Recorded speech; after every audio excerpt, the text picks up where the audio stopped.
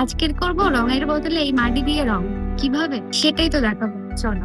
মাটি তো আসলে আমাদের অস্তিত্বের সাথেই জড়িয়ে আছে। জন্ম থেকে মৃত্যু মাটি আমাদের সঙ্গী। তাই মনে হলো মাটির স্পর্শে যদি মায়ের রূপ ধরা যায়, সেটা হবে সবচেয়ে আপন আর সবচেয়ে কাছে। আর তাছাড়া মাটি একটা আলাদা গন্ধ আছে।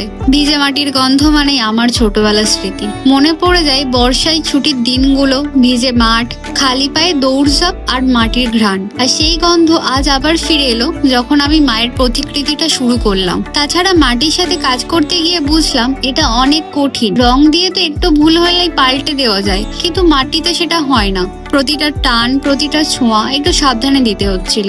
আমার করা এই প্রতিকৃতিতে হয়তো নিখুঁত নয়, অনেক ঘাটতি রয়ে গেছে, কিন্তু একটা জিনিস আমি ভরপুর দিয়েছি, আমার ভক্তি, আমার আবেগ, আমার ছোটবেলার স্মৃতির টুকরো টুকরো ভালোবাসা। নেক্সট ভিডিওতে কোন ইউটিউবারের পোর্ট্রেট দেখতে চাও, বাট ডিফারেন্ট ওয়েতে।